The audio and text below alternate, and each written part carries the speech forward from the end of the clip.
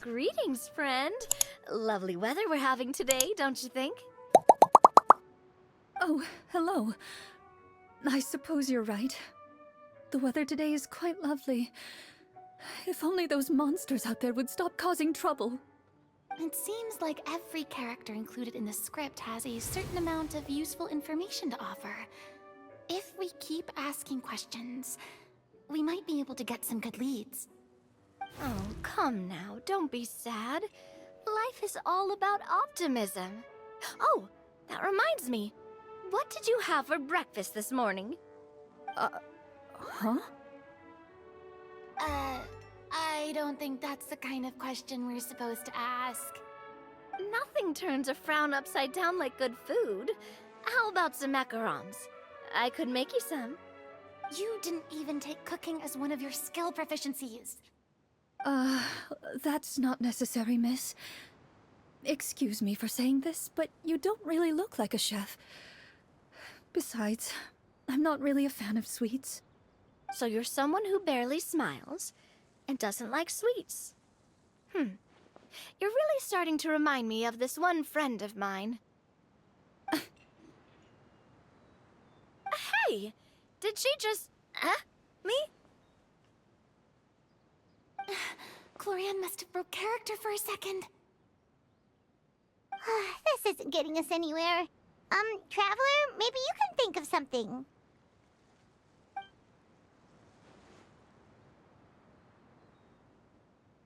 The results of insight checks aren't disclosed to the players, so I'll be the one consulting the fatometer.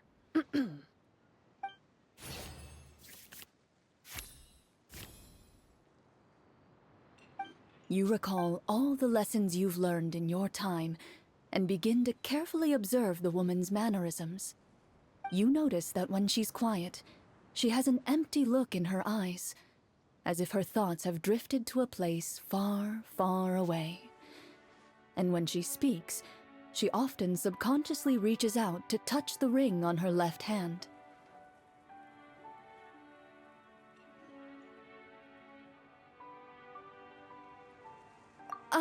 So you noticed. That's a little embarrassing. A horde of monsters suddenly appeared near the capital recently, so all the guards were dispatched to fight them.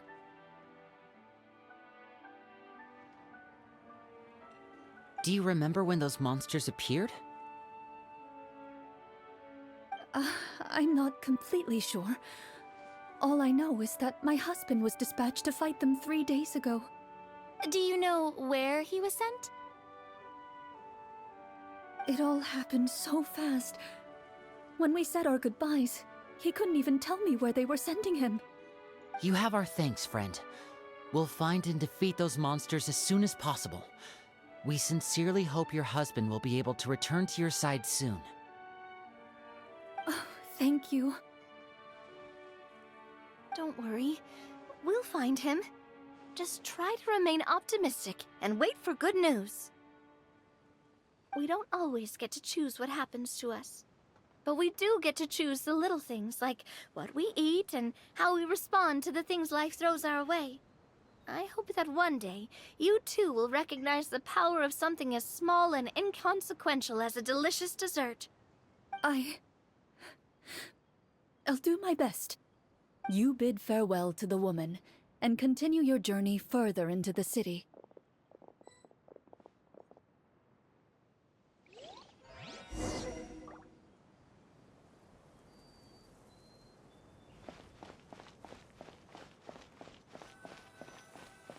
As you venture further into the city, the streets appear largely empty.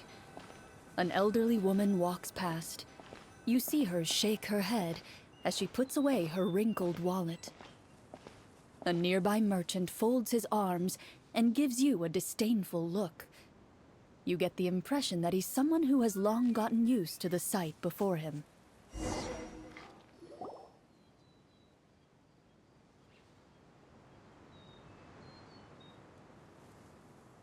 Although he doesn't seem very friendly, merchants are usually a good source of information, right? Pardon me, sir. I'd like to ask a question if I may. That depends. How much are you willing to pay? How about this much? What do you take me for? Some lowly beggar? You can't even buy half an onion with that amount. Surely an onion can't be that expensive, right? What do you know? War is nearly upon us. Everything costs several times what it did before. If you're not gonna buy anything, then scram. Whoa, what a nasty guy. Maybe we shouldn't even bother talking to him. But he still might have information we need. Traveler, can you think of something? Sir, we came to this city to solve the very problem you seem to be referring to. The war you mentioned, would it happen to be against the monsters outside the city? If you happen to be well informed and know a thing or two about what's going on, we'd appreciate it if you could share that information with us. After all, the sooner this problem gets resolved, the easier it will be for you to do your business.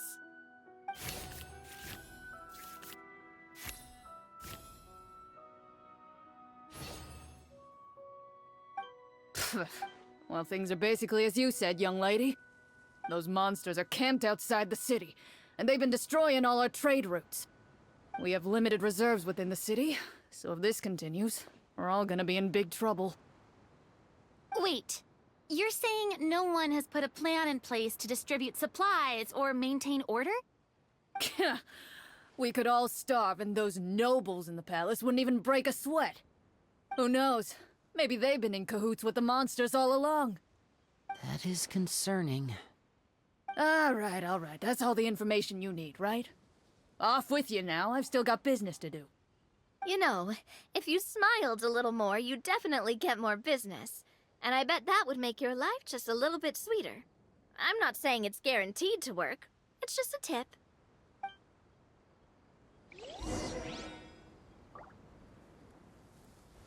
Should we try to go somewhere with more people?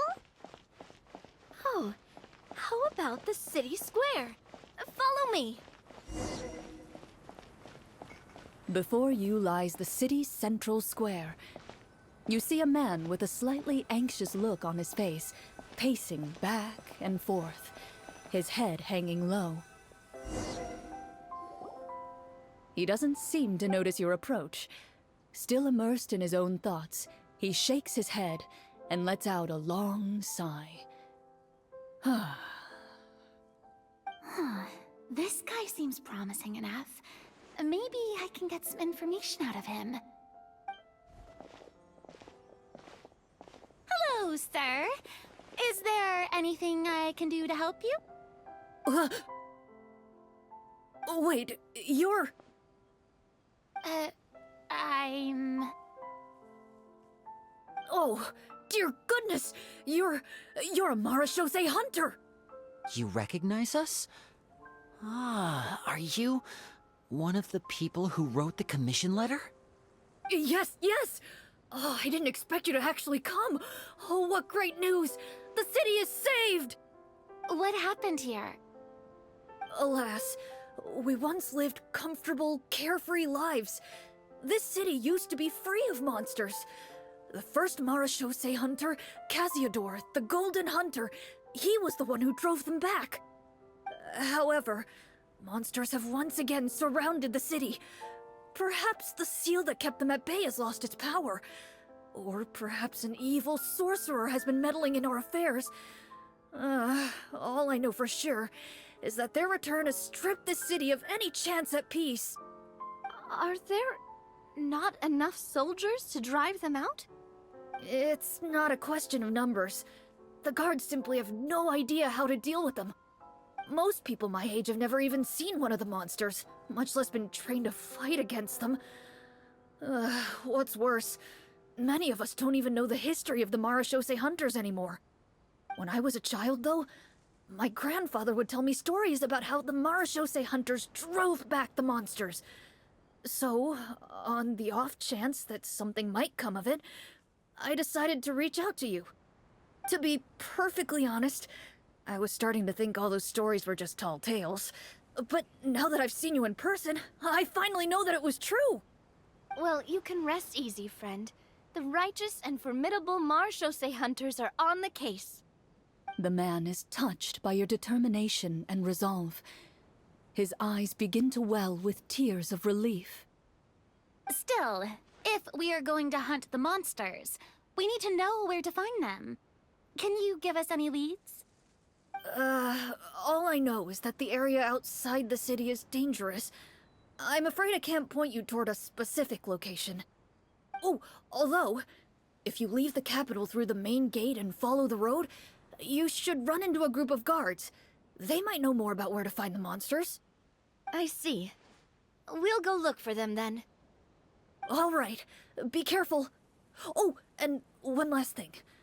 The monsters outside the city are just part of the problem. There are evil sorcerers inside the city as well, so be on your guard. They're actively working with the monsters, and have corrupted the court ministers with malicious magic. They're the reason why, even inside the city, everything has been a giant mess.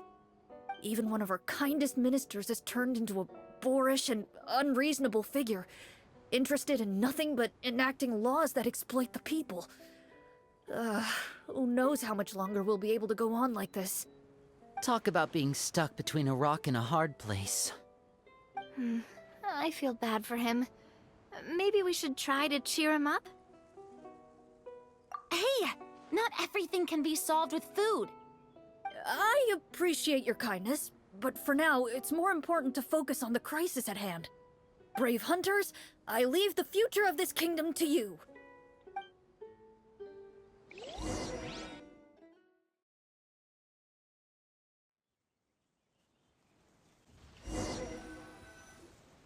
If I understood correctly, there are currently 2 problems in the kingdom that need solving, right? Exactly. We need to defeat the monsters outside the city and take down the evil sorcerer stirring up trouble from within. But which problem should we tackle first? Well, this seems like a good moment for a break. Take some time and discuss what you want to do. Let me know when you've made your decision. I really didn't expect the people in the city to keep us at arm's length like that. I totally thought the hunters would be treated like heroes. Well, Clarence said the script took cues from the real history of Fontaine, right? Maybe the real-life Marechaussee hunters were also treated like that. I wouldn't say it's a perfect representation of history, but there are definitely some similarities. Would you like to hear more about it? Sure. As long as it doesn't spoil anything in the script. You brought up bits and pieces of the hunter's history before, but it was all in passing. Paimon wants to know too! The hunters were super powerful, right? Were they all from a special line of supernatural beings or something? Kinda like the yokai in Inazuma? No. All Marechaussee hunters were ordinary mortal fighters. The only thing that set them apart were the special sword techniques passed down over the centuries. Huh? So you mean anyone could become a Marechaussee hunter? In theory, yes. All you would need to do is survive the rigorous training and master the swordsmanship techniques required to fight the monsters. Still, most people dropped out at the early stages, and others called it quits the minute they saw a monster in person. To become a hunter, you must be strong in both body and mind. What kind of monsters did the hunters fight exactly? Oh, and the evil sorcerer the script mentions. Did they exist in real life too? The land of Fontaine once played host to an ancient dynasty known as Remuria. After that dynasty fell, monsters began to appear, intent on obstructing humans from establishing a new social order. One of the ancient sorcerers of Remuria used his power to assemble a formidable army of golems. He sought to use that force to establish himself as king. Now wait a second. Don't tell me that guy was the inspiration for the evil sorcerer in the script. We still haven't found any in-game information on him yet. So, why don't you talk about someone else for now? Well, I wasn't planning on going into anything you might be able to find out in the game. But if you want me to talk about something else, then... How about Casiodor, the Golden Hunter? Or Egeria, the ex-Hydro Archon? Wait, but those people are all from a super long time ago. Where did you learn all this, Cloran? From my master. Huh. By master, you mean Miss Petronia? Someone you know? Absolutely. Miss Petronia and my father were good friends. Back in the day, she would often bring Clorand over to play, but then... Let's not get off topic. Anyway, back to what I was saying. Responding to Egeria's call, a number of warriors followed Cassiodor into battle against the monsters. This group of warriors, under Cassiodor's leadership, became known as the Marechaussee Hunters. Yet, as Fontaine entered an era of peace, their work gradually became obsolete. The Marechaussee Phantom, originally an association made up of hunters, eventually came to be predominantly comprised of Melusines. Ah, I see. That explains why most of the people in the script have forgotten the hunters or think of them as nothing more than a legend. Is that really a bad thing, though? It can get tough always being the one shouldering everyone's expectations. Depends on who you ask, I suppose. If the name of the organization no longer commands respect, investigative work is bound to suffer. Speaking of investigations, which problem should we tackle first? Monsters or evil sorcerer? I vote monsters. That's the main duty of the hunters, right? We can come back to the sorcerer later. Well said, Miss Farina. Plus, if the sorcerers really are the masterminds behind this whole thing, defeating the monsters could give us some clues on their intentions as well. What about you, partner? What do you think? It's decided then. All right. After some discussion, you decide to turn around and head out of the city.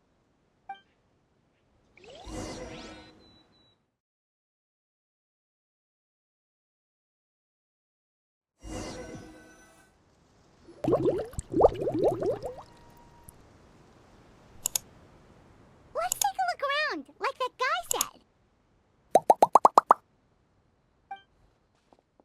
You there! Outsiders, halt! Who's there? An armored man approaches you. He has a tall, muscular build and a determined expression in his eyes. Just one look, and you can tell he's fought in his fair share of battles. Although he's trying his best to conceal his current state, his uneven gait and the sweat dripping down his forehead make it obvious that he's been wounded and is in serious pain. I'm the captain of the guard.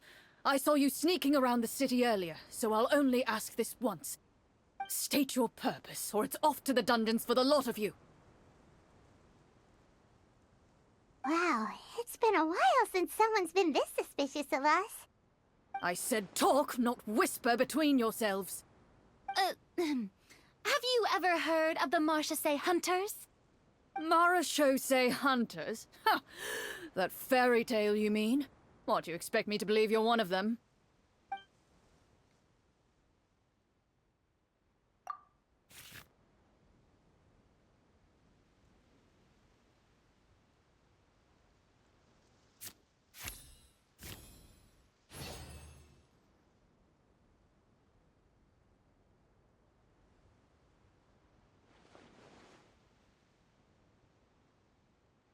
Using your knowledge of medicine, you're able to deduce that the injury on his calf was a monster's doing, and the wound has already begun to fester. As you check him over, he looks at you with suspicion and retracts his injured leg further back. I'm a doctor by trade. Please let me redress your wound. You don't have to suffer like this.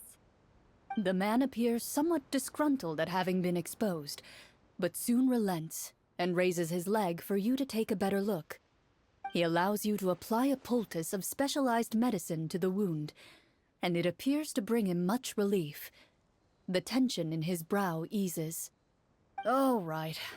Guess you lot might actually be real Marechaussee Hunters after all.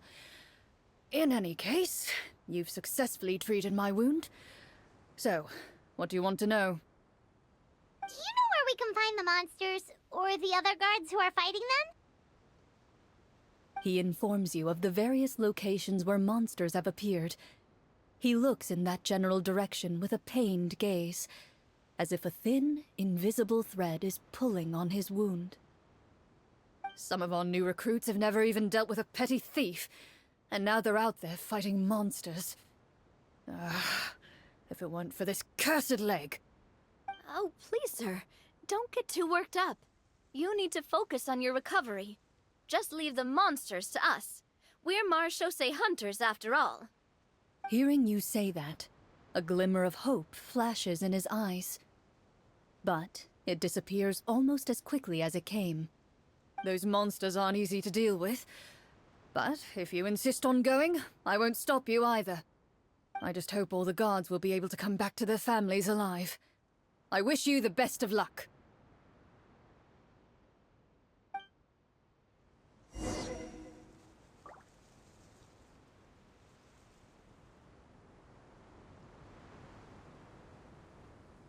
Based on what the captain said, the monster should be right up ahead. Let's go. Hopefully we're not too late. As you approach the battlefield, you see numerous people lying by the side of the road. They appear to be dressed like guards.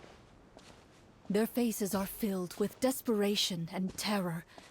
Some are screaming and cursing in vain, as if still trying to banish the monstrosities they saw from their minds. A few of the wounded look up at you in shock and disbelief. Quick, leave this place. Turn around and don't look back, they yell.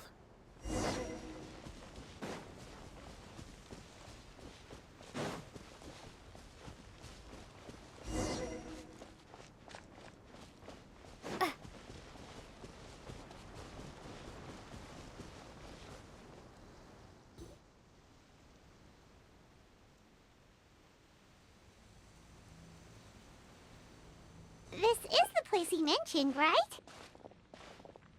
You see broken iron swords scattered all around you, and downed trees riddled with terrifying claw marks.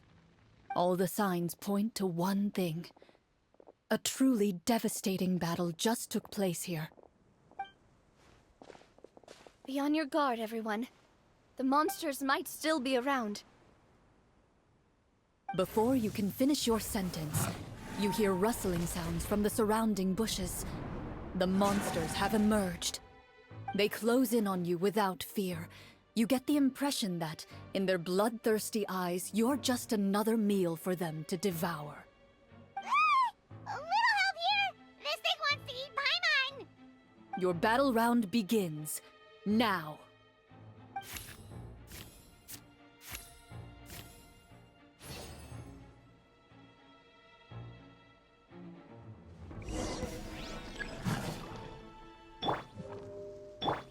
Time to shine! Shade! Starfall! Here comes the finale.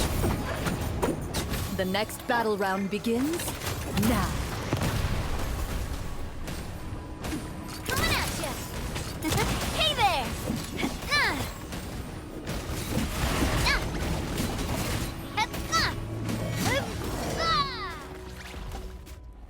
The monsters let out a terrifying roar of anger and resentment before dissipating into thin air. Oh, thank goodness it's over. We're lucky the Marechaussee Hunter class came with all those preset skill points. Otherwise, we would have been in some real trouble. I never knew the Fatometer even determines the amount of damage you inflict. If you get unlucky, isn't it just game over right then and there? That's part of the fun. The uncertainty of fate is what gives these games their appeal. Just as you begin to celebrate your victory, a suspicious lump on the ground catches your attention. A suspicious lump? Wait, could it be the thing that appears after every battle? I walk up to it, crouch down, and begin to carefully examine it. I've still got my right glove on, so it should be fine for me to touch it, right? As you investigate the mound, you discover that the exposed portion appears to be made of wood. It was previously obscured by the large form of the monsters.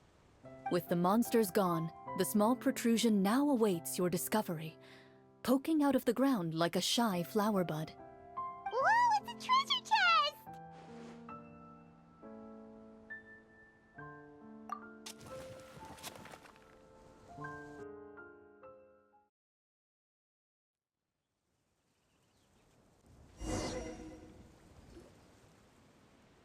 With everyone's help, you successfully excavate the wooden chest from the ground. Even without opening it, you can tell from the mora and jewels scattered around the chest that it must contain quite the fortune. Makes sense. We worked hard for this. Let's open it and we can share what's inside! I can understand your excitement, Paimon, but think about it. Doesn't it seem like there are people out there who need this treasure more than us? Yeah. Think about all the people suffering in the capital, or all those guards who got hurt fighting the monsters. Wouldn't it be better if we gave the treasure to them? Wait, is that how it works? Paimon thought since we were the ones to dig it up, we could just take it for ourselves. Well, let's put it this way. Any decision you make during a role-playing game can impact the future course of the story. But would the people really believe us? It's hard enough for us to prove we're Marchese hunters. What if they think we procured the treasure illegally? They might get even more suspicious of us. That's definitely something we should consider. Maybe we can come up with an explanation in advance. Well, if donating it could cause that much trouble, why don't we use it to buy some gear and fill up on good food? Then we'll be ready to fight even more bad guys. Looks like you're facing a difficult choice once again. Well, it's getting late. Why don't we call it a day for now? Wow, where did the time go? I'm not sure if it's because I'm having so much fun with you all or because the story is particularly enticing, but I feel like I could almost keep going. Here, here. Ooh, how about we play through the night? I'm not sure I'll have enough energy for that. Yeah, that won't work for me either. Lynette will give me an earful if I get home too late. I understand how you feel, Navia, but we have to change venues for the next part of the story anyway. Huh? Another location? Mm-hmm. There's a special note for the GM at the end of this section that says to proceed to an indoor set for the next part of the script. Whoa, they really pulled out all the stops for this new script. Well, even if we end the game for the day, we can still stay a little longer and hear Clorian finish her story, right? Paimon wants to hear more about the history of the Hunters.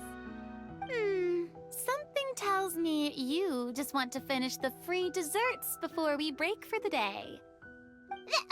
That's just a coincidence, okay? Besides, to Paimon, not finishing free food feels even worse than having to buy her own. And anyway, Paimon really does want to hear more about Clorian's master.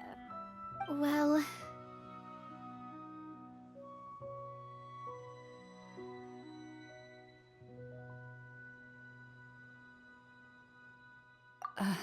It's nothing. I appreciate the concern, but it's all in the past. It won't do any harm to share these things now.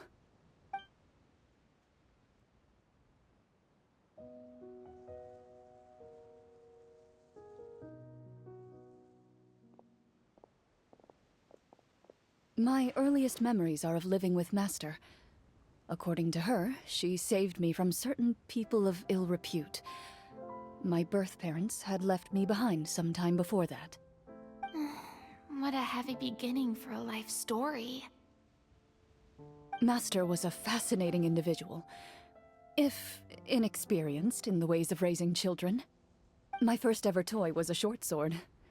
Although I suppose it wasn't so much a toy as something Master removed from her waist and handed to a noisy child in need of distraction. Oh wait, so she handed an actual sword to a child? Isn't that dangerous? Did you hurt yourself? Of course I did. I cut my palm and bled quite a lot. But Master was not concerned. She just stood there and casually lectured me about it. See, that's what you get for not holding the sword properly, she told me. She then crouched down next to me and said, "Give me your hand. I'll teach you to bandage this wound. After that, it's time to learn how to truly hold a blade." Excuse me for asking this, Clorand, but how old were you exactly when all this happened? Probably around, 3, give or take. 3? Isn't that when most kids are still struggling to hold a fork? As I said, Master was rather inexperienced in the ways of raising children. She believed trial and error was the best way to teach a child what they're capable of. I'm not so sure this is a question of experience. I didn't see anything wrong with her ways at the time. And anyway, children don't get to choose how they're raised. Oh, she did bring me back a pet from Liyue once. It was a Geovishap hatchling. A Geovishap hatchling? For a pet? That seems even more dangerous. What she said was this: make sure to get along, you two. If you really can't agree on something, just settle it with a fight. Whoever loses is the real pet. And how old were you when this happened? 5. Well, did you win? No, I lost. So you're saying you actually became the Geovishap's pet? Yes, but only for a week. By the end of that week, I defeated it in combat, and we've shared a cordial relationship ever since. That really doesn't sound like the kind of childhood someone should have. Later on, I gradually understood that Master most likely didn't know any other way to raise a child. She was a marechaussee hunter, but I never heard her bring up her own parents. Thanks to her, I learned how to navigate the forest by the age of 6, and could hunt monsters in the wild by myself the year after that. Even though the training she subjected me to was strict, she always made sure to take me traveling when she had the time. We met many of her friends during those days. That was also how I met Mr. Callis and his family. I still remember the first time we met. You were too scared to join our picnic and hid behind Ms. Petronia the whole time. I still hadn't really met many children my age at that time, so I didn't know how to interact with others. After that, though, you started coming over a lot. You loved challenging people to shooting competitions, remember? I don't think many members of the Spina ever beat you in one of those. I had a lot of fun during those days. I enjoyed them too. Oh, do you remember that one time we went exploring around the Spina together? We overheard Papa call your master Fontaine's Protector of Justice. We tried to pretend like we never heard anything, but you nearly let it slip that one time.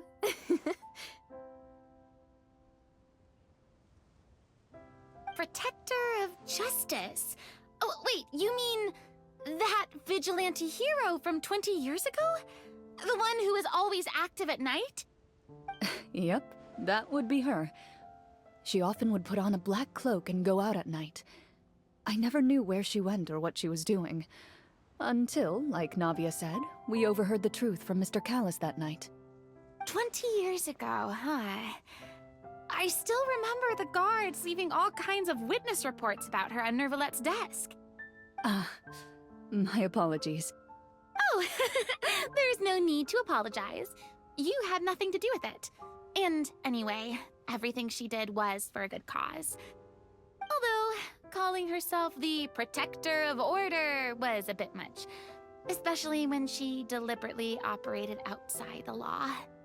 Huh? When did the Protector of Justice become the Protector of Order? Oh, she had a bunch of code names. I heard she would just come up with a name on the spot whenever she was asked. Later on, she probably got sick of answering those questions and decided to stick to just 2. The Protector of Justice and the Protector of Order. That sounds like her, all right. I bet she forgot which of the 2 she'd use by the time she got back each night. Well, she certainly sounds like a fascinating individual.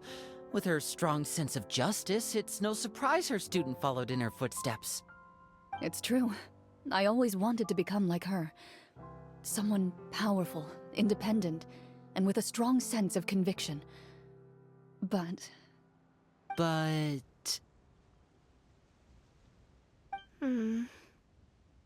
She suddenly disappeared the night I turned 10 years old. Disappeared? What happened? I have no idea. She didn't even leave a note. I was never able to find out where she went. That night, I was celebrating my birthday at Navia's house, but Master never came to pick me up. When I returned home on my own, it was to an empty house. When she still didn't appear after a few days, I went to Mr. Callis's house to ask about her whereabouts, but he only shook his head. Papa probably didn't know either. I know he sent a few people to investigate the matter in secret, but they never found any credible leads. Don't worry, I understand. To be perfectly honest, given Master's personality and way of doing things, it all made a lot of sense. If I had to guess, I'd say she probably used it as an opportunity to force me to become independent. Just like how, when a litter of kittens reaches a certain age, the mother willingly leaves them behind. Were you upset, Clorand?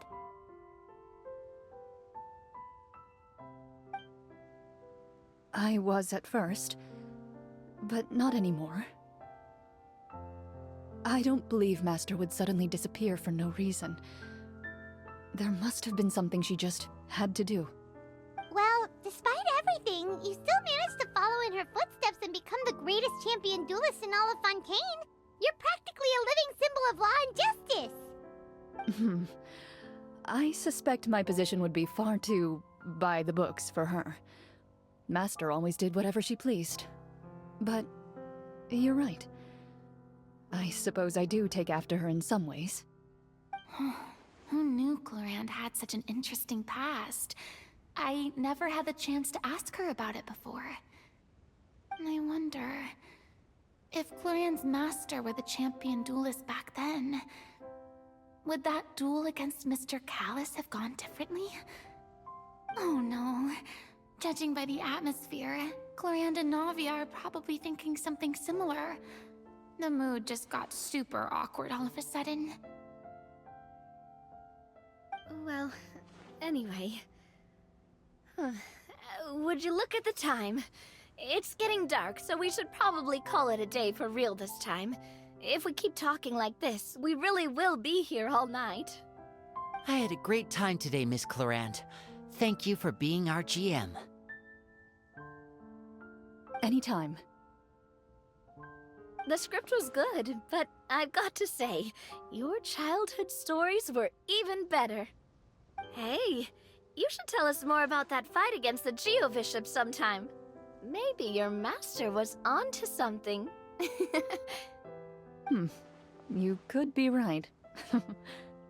What does she mean, onto something?